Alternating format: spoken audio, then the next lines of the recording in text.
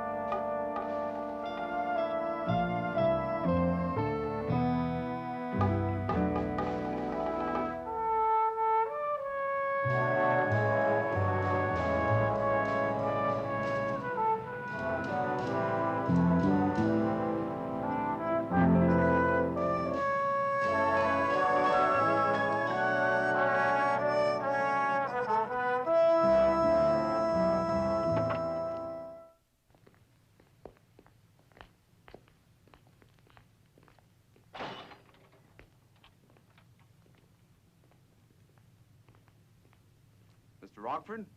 This is Mr. Nichols. Been appointed by the court to represent you. At his request. Mr. Rockford. Just leave us alone.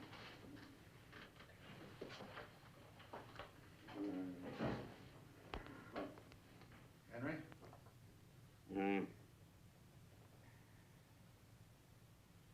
You actually don't remember me.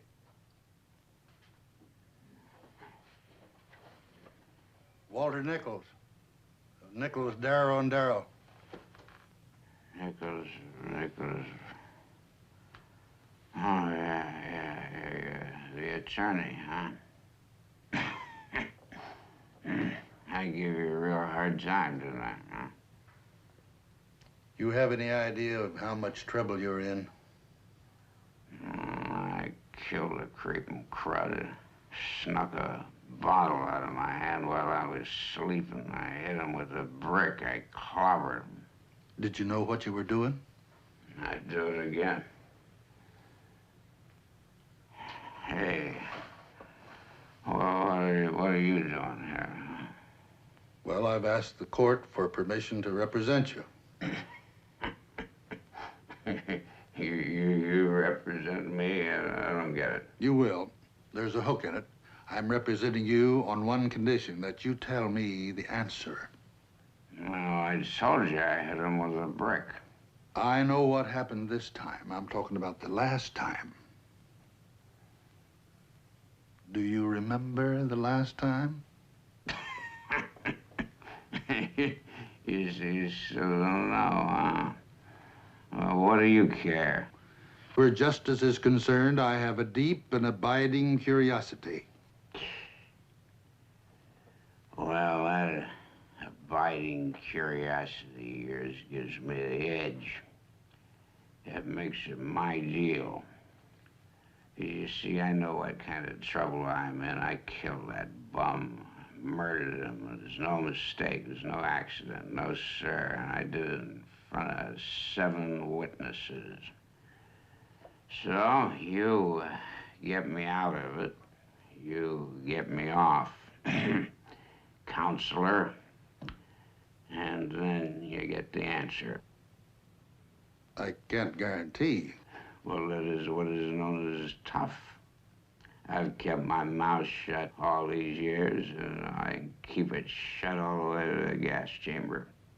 So this is the way it is. You get me off, and you get the answer, or I'm gonna die with it.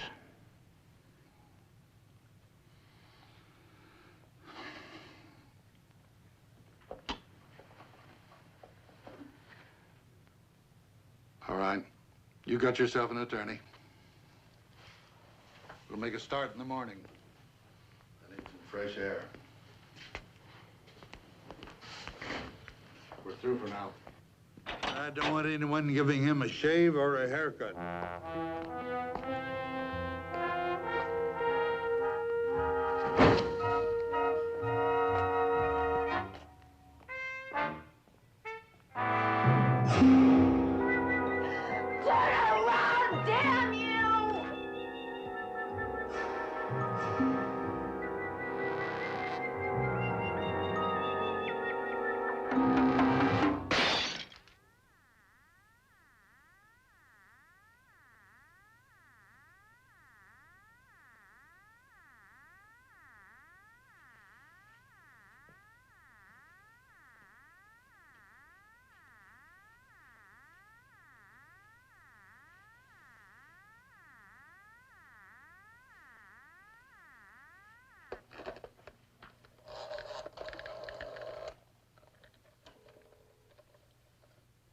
Operator, I want the police.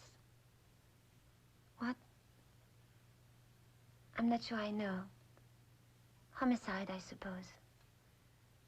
I want to report a murder. Yes, thank you. Hello? Would you please send someone to 1797 North Switzer? A woman has been killed. Yes, I'm sure. I killed her. What did you use? That candlestick. What's your name? My name is Mrs. Rockford. Mrs. Henry Rockford. What else did you tell him? Not very much. Only that I killed her. I shouldn't have, I suppose. Told them, I mean. You said you shouldn't have told them, not that you shouldn't have done it. You feel you were justified? Oh, no. Never. This woman's been your husband's mistress for, you said, 3 years. And all of a sudden you had to talk to her. Now, why? Well, I didn't even know she existed until the night before. I felt compelled to talk to her. I wanted to see what it was in her that would make my husband leave me. He wanted to break it off, but she wouldn't let him go. She said she would make all kinds of trouble. What kind of trouble? Well, for a start, she was going to tell me, but he already told me. Everything? Yes, and I forgave him. You forgave him everything?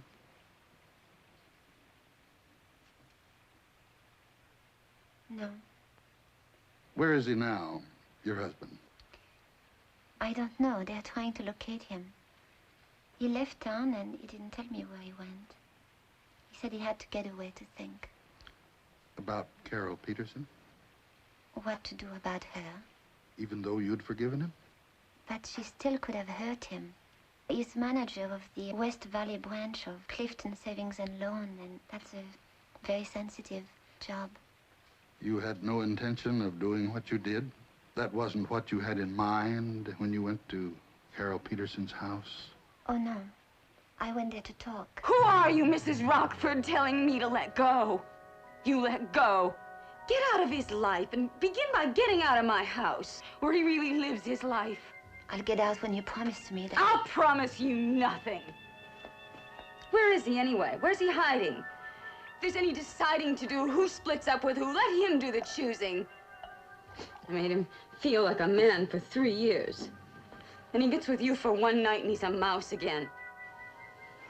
How little he must have thought of himself. To spend 3 years with you.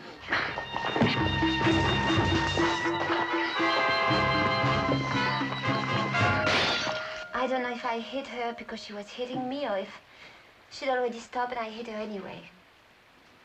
I didn't even know I had a candlestick in my hand or what it was until I looked down and there she was. Then I called the police. And told them you did it? Yes.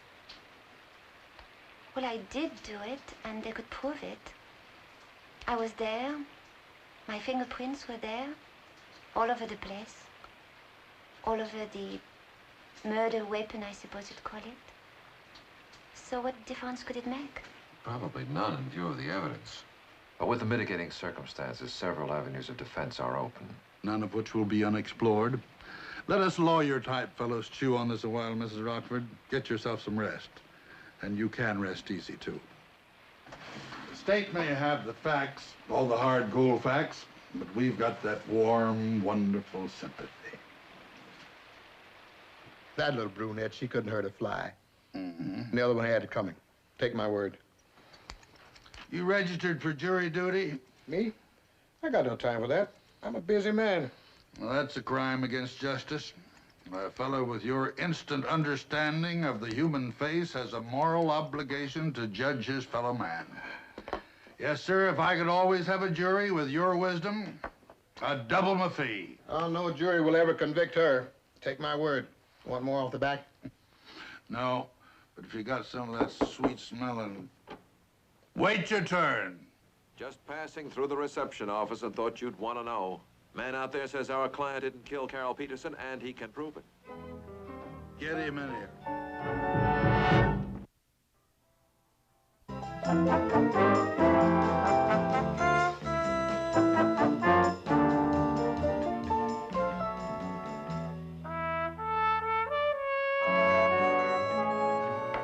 See you Friday.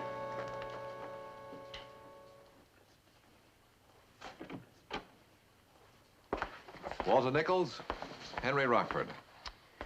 That's right, I'm your client's husband. Sit down, Mr. Rockford.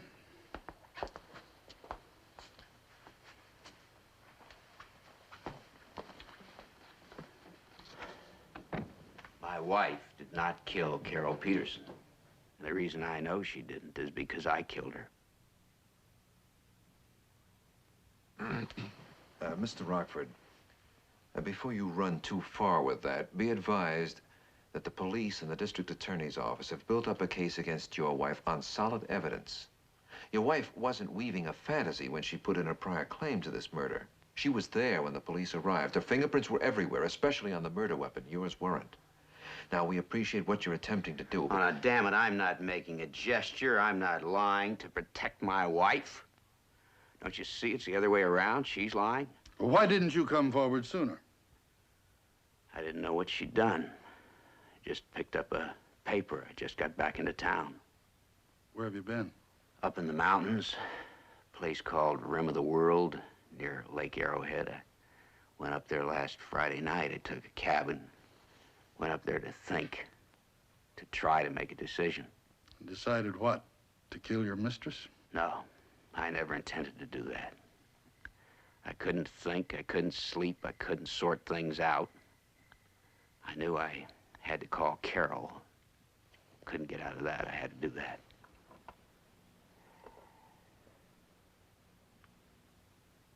Operator, I want to make a call to Los Angeles. Rocky? Suzanne called me Henry. Carol called me Rocky. I might give you some idea. Where are you? Why aren't you here? I want you right here and right now. Carol, why do you have to always make things so difficult? Rocky, baby, I'm not difficult. I'm easy. Always have been. I made it easy for you.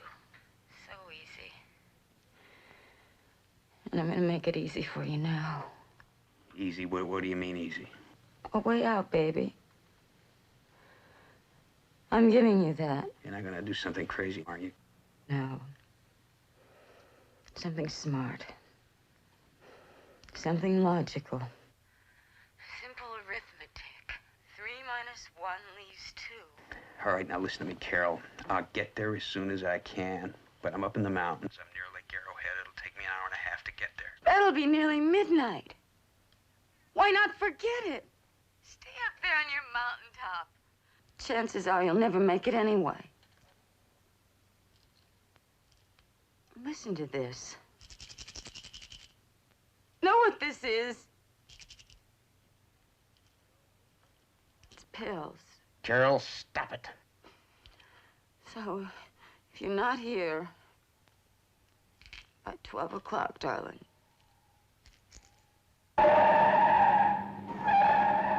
Yeah, I didn't think she'd do it. I didn't really think anybody'd ever kill themselves over me, but I had to think, what if she does? And now, I wish she had. Disappointed. I should have known better than to feel sorry for you. You are so right. You're the one to feel sorry for. You're the one with everything to lose, not me. That's right. For 3 years, I've been willing to risk it, even to lose it. And for what? For nothing. You're about to find out how expensive nothing can be.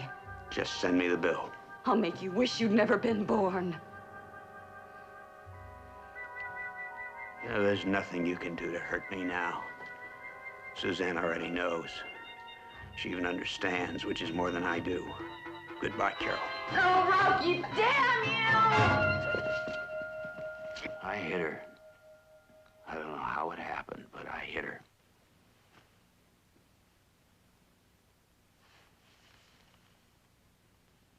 Carol? Carol? When you left, you wiped your fingerprints off the candlestick, and there were no signs of a struggle? There'd been no struggle. I just grabbed for the candlestick. There was one wild lunge, and it was over. And you think your wife just walked in on that and decided to confess? Well, that's true. That's what she's done. Suzanne, how is she? Is she all right? Bearing up remarkably well, considering the burdens she's assumed, according to you. My first impulse, when I read about it, was to go straight to the police and tell them the story. And then I thought, why the police? My wife has the finest legal minds on her side. They'd know better than I would how to tell the truth. I mean, to present it. So here I am. With another confession. With the truth. Friday night, she must have decided to go over there. Been just about to go in when I got there.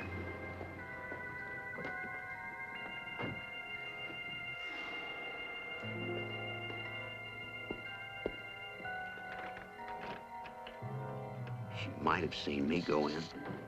Maybe she only arrived in time to see me leave. Anyhow, one way or the other, she knew I'd been there just before she arrived. And when she walked in, she saw what I'd done. Now, I know it's hard to imagine why she did it, but it isn't hard to imagine what she did.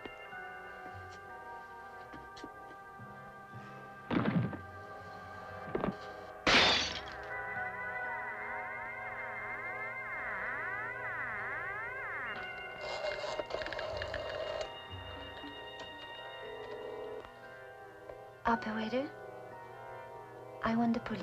That's the kind of thing she'd do, and that's undoubtedly what she did. I don't understand her. I don't deserve a love like that.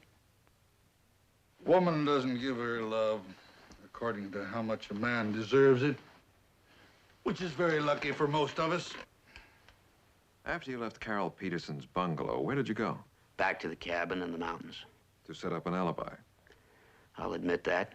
I was pretty sure that no one had seen me leave the cabin, that no one had seen me drive into L.A. or back again. If Suzanne weren't involved, I would have told my lie. I would have done anything I could to avoid connecting me with the killing.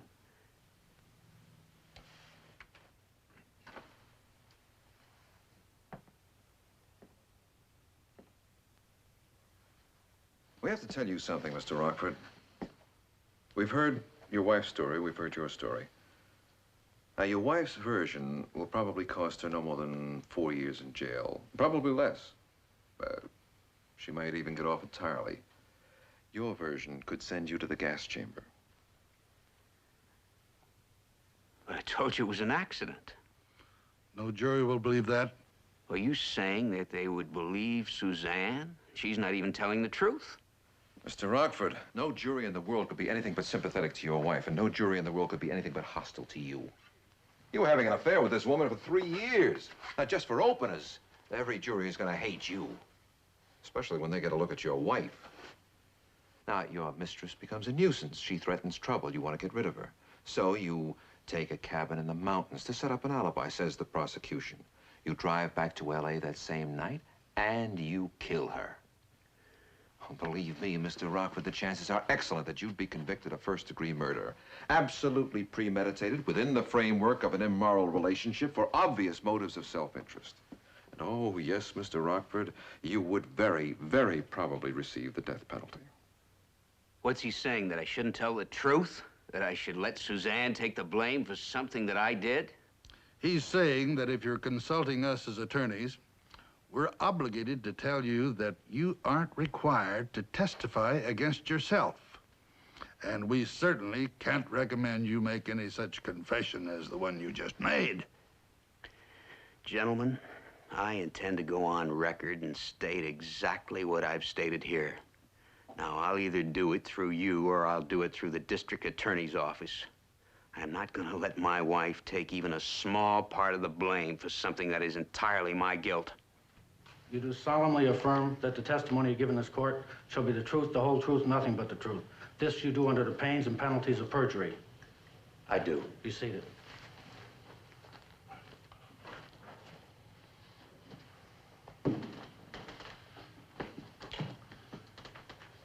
Now, Mr. Rockford, did you come to my office on the morning of September the 11th and relate to me and to Mr. Brian Darrell an eyewitness account of the murder of Carol Peterson? I did. Then you were present in Carol Peterson's home at the time of the murder? I was. Who else was there at that time? No one. Only myself and Miss Peterson. Just you and Miss Peterson? That's right. Did you kill Carol Peterson? I did.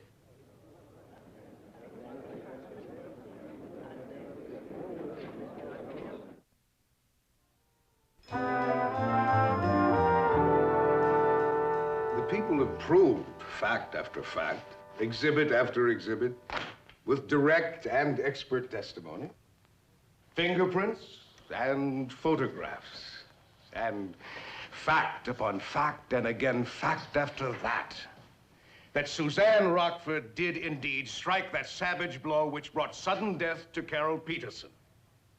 It was the hand of Suzanne Rockford which struck her down, which gripped that candlestick when it became the instrument of murder. It was the strength of her arm which brought it smashing down to end the life of her rival. It was her will, her brain, her mind, which put that hand and that arm into motion to kill. Yes, ladies and gentlemen, to kill her husband's mistress. Now, in the case of the people versus Suzanne Rockford, the people have proved all that. Proved it beyond any reasonable doubt. And what about the defense? What has the defense proved? The defense has proved one point only, that chivalry is not dead. We have been treated, yes, ladies and gentlemen, we have been treated to a display of gallantry and sentiment straight out of some Victorian novel. The injured wife is being tried for murder. The erring but penitent husband rushes to her side to take the blame, to confess the crime, to bear the guilt, to endure the punishment, and thus, by noble sacrifice, balances the scales for the wrongs he has done her. Purification through self-sacrifice. a familiar Victorian theme. And to Walter Nichols, our distinguished and venerable counsel for the defense, our thanks for this nostalgic reminder of less complicated days. Regrettably, lace valentines have no place in the business at hand. Neither the defense nor the state has been able to produce one shred of evidence to substantiate one word of her husband's so-called confession.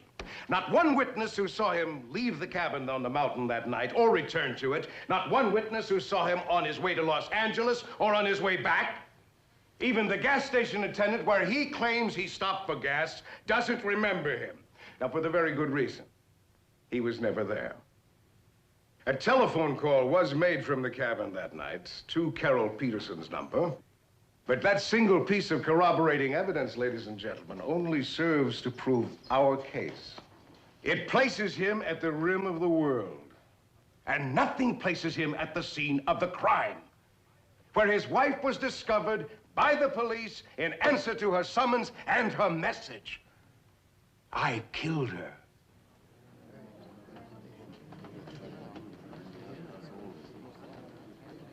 Now, ladies and gentlemen, a husband's testimony for or against his wife in a case like this must be considered suspect, in the very least. And that, too, is a fact in a case built entirely upon facts. Ladies and gentlemen, now, I don't want to be one of those fellows who says, my mind's made up, don't confuse me with any facts. But I do believe that the district attorney here has been doing some fancy confusing with facts, especially when every fact that he's confused us with was planted for the very purpose of confusing. For instance, now, what kind of a fact is this? Suzanne Rockford left her fingerprints on the murder weapon. That's a fact, sure enough. But it's also a fact she left them there for a reason, to confuse the real fact and to take the blame for something her husband has now admitted that he did. I wonder why the district attorney, Mr. Braddock here, is so all-fired set on pinning this crime on Suzanne Rockford, even when her husband has told us for a fact that he did it. Why? Because all of those facts that he's been crowing about, all the facts that the DA's office has built its case around, are false, if we believe Henry Rockford. And that makes the DA's office look just a little bit careless. All they've got on Henry is the fact that he did it. But like Mr. Braddock said, they can't prove that with facts. They have to take his word. Now, their facts can prove that Mrs. Rockford did it, because she was kind enough to supply them with all the facts they needed to prove just that. You know, it's all such nonsense to say that in this case, the husband's testimony must be considered suspect, because Henry Rockford hasn't testified for or against his wife. He just simply told us one terrible truth, that he, and he alone, killed Carol Peterson. Now, if you can convict his wife after hearing that, let me remind you of this. The state hasn't asked for the death penalty for Mrs. Rockford. So the risk to her is slight compared to the risk Henry Rockford took, if we believe him. Because when she's acquitted, sure as shooting, he'll be arrested, charged with murder in the first degree. And everything that you heard him say on that witness stand can be used against him. I think the saddest, truest, and most important fact of all of this is that You just don't tell a story like that unless it happens to be the truth. Because, ladies and gentlemen, he could die for it.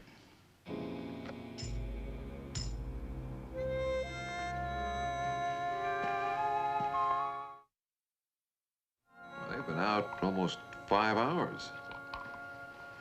That is not good. Forget it. Yes, I know. She'll never be convicted. Your barber told you. Please pass the verdict to the clerk.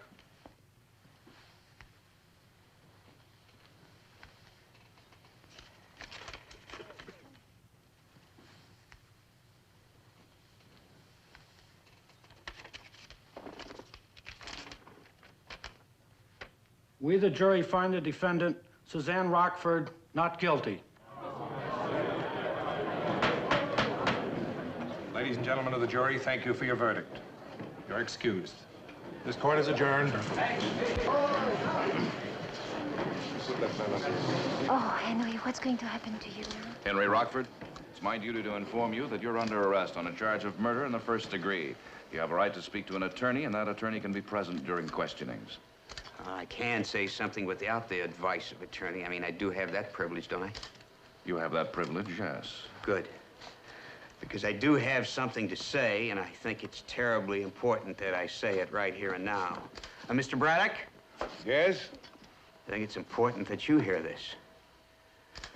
You see, sir, you can charge me with that murder if you want to. But I'm telling you right here that I intend to take the stand in my own defense, and that I will repudiate everything I said at this trial.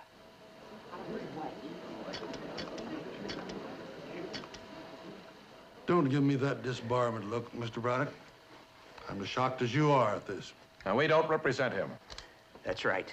The whole thing was my idea, all of it. I will deny the entire testimony. It was all a lie, every word of it, not one word of truth. I believe in my wife's innocence. I was afraid that she might be convicted by her own actions if I hadn't lied. Now she's out of danger. You can't try her twice on the same charge. And as for me, you said yourself, Mr. Braddock, in your summation that you had no evidence to connect me with the crime, and without my testimony, which I now admit was false, you can prove nothing against me. Mr. Rockford, you are under arrest on the charge of murder. Now, if under oath you deny your prior testimony, then you may get off of the murder charge.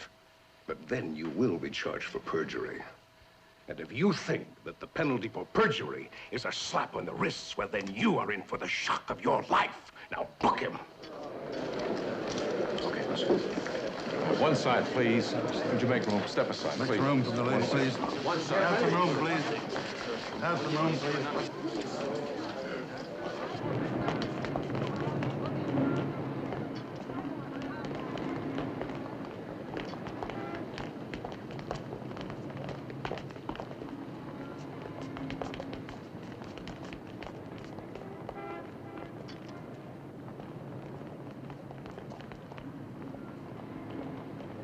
These scenes were taken less than 3 months ago, just after Suzanne Rockford was acquitted on a charge of murder.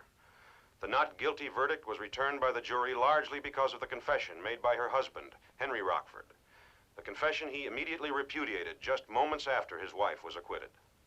Henry Rockford, who was arrested immediately after his wife's trial, was acquitted today of the murder of his mistress, but was convicted on the charge of perjury and sentenced to 1 to 14 years in the state penitentiary at San Quentin. Near the campus of the University of Southern California. 1 to 14. With good behavior, could be out in 3. Think she'll be waiting for him? Think she appreciates what he did? Appreciates? My friend, here's the position that little lady is in now. Because he made that confession, then denied it the minute she was free, that verdict will always be in question. No, I doubt if she appreciates it. Wherever she goes, there'll be those who will think that she got away with murder. Not me. She only tried to take the blame because she loved him. And after you heard about that, he had to take the blame. Because he loved her. Mm-hmm. Right. And with that kind of love, I say she will be waiting for him when he gets out of prison.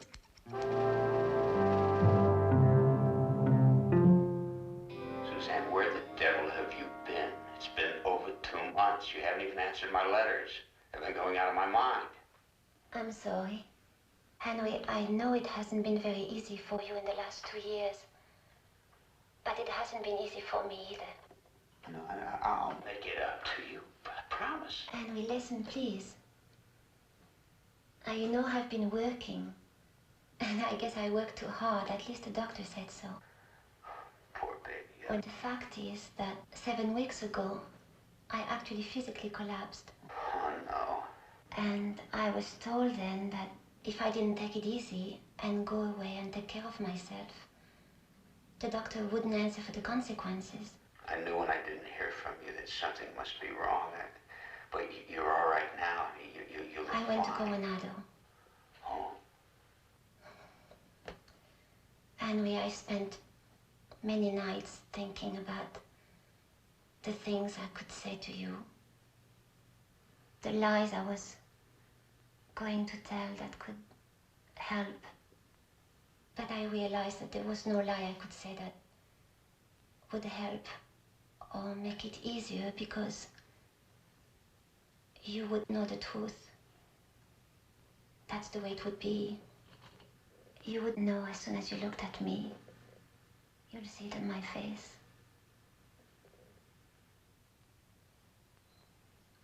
When I went to Coronado, I met a man.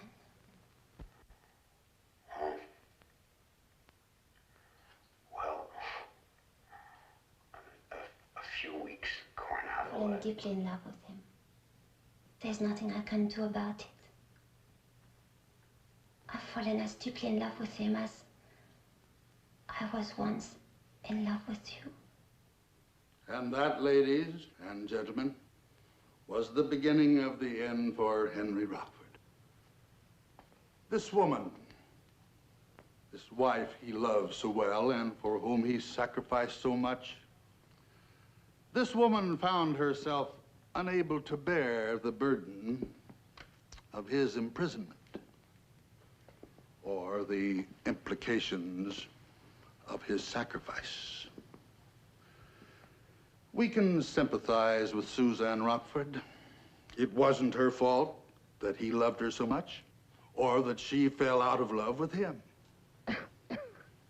No two qualities can ever be exactly equal.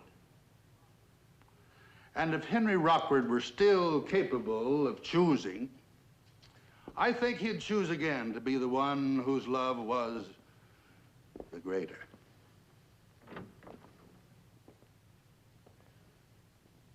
But there he sits. And you can see that he's not a man capable of choosing or deciding or understanding what's become of him or even what's happening to him here. After he lost his wife, he spent another year in that prison. But that last year was like 100 years, without even the hope of going back to the woman he loved. When at last he was released, he couldn't get his old job back, or any job remotely like it. Finally, no job at all. Former friends turned their back on him, this self-confessed liar, forgetting how unselfish his lies had been. And Henry Rockford took a drink to build up his courage. Then another, and then 100 more, until finally his courage was drowned in alcohol. And he became this tragic figure you see sitting here in this courtroom today. Skid Row Bum. A man accused of killing another wino over a stolen bottle of wine. A once proud man brought down to snapping and snarling in a gutter fight like a beast over a bone. A man who no longer cares or knows the difference between right and wrong. A man incapable of acting in a way which makes him subject to punishment. A man absolutely irresponsible and incompetent in the eyes of the law. And to find that man responsible for his actions would be cruel. Cruel and unusual punishment far beyond the limit of human mercy and the intent of legal justice. I beg you for mercy, and I beg you for justice for Henry Rockford.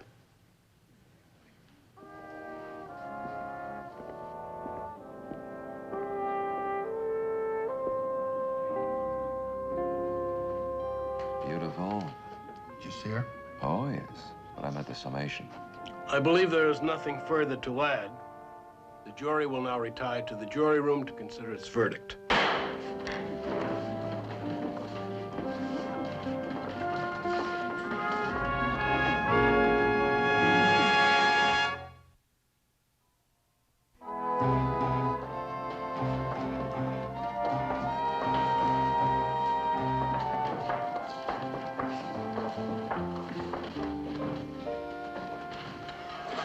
Please pass the verdict to the clerk.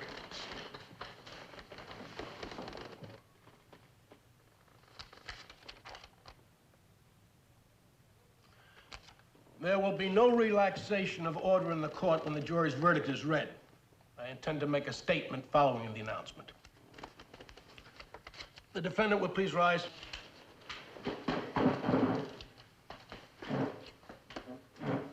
The jury finds the defendant, Henry Rockford, was insane at the time the crime was committed. I believe the jury rendered a just verdict based on the testimony and on defense counsel's contention that the accused is not capable of knowing right from wrong. That he is, in fact, incompetent in the eyes of the law. I am therefore remanding him to the state hospital for the criminally insane. The sheriff's deputy will take charge of the prisoner. This jury is dismissed with thanks. This court is now adjourned.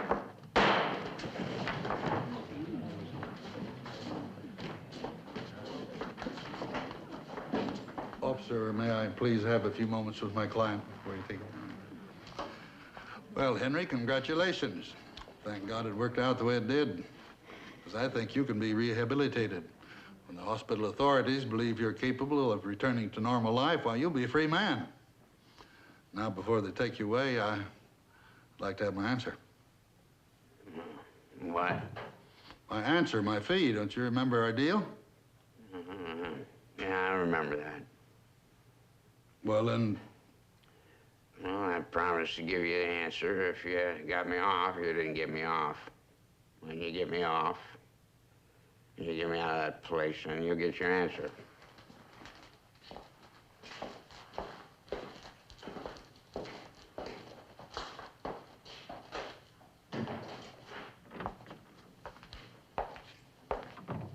Mr. Nichols, Mr. Darren, Mrs. Rockford.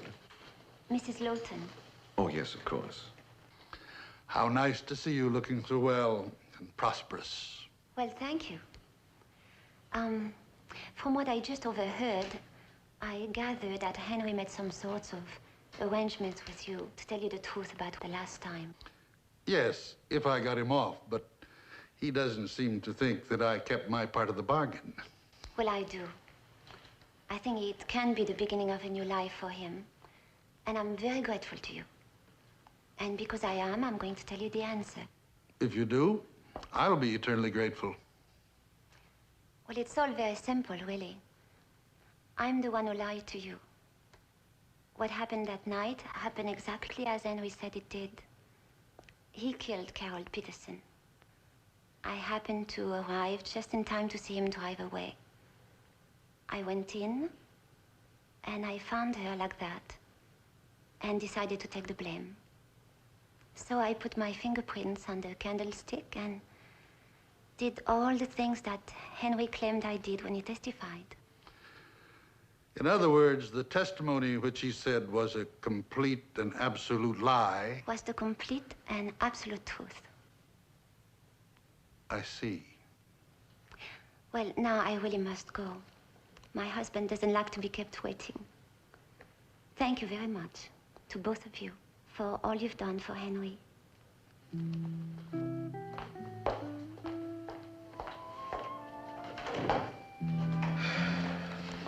Well, Walt, you get yourself a load of sleep tonight. After all these years, you finally got your answer.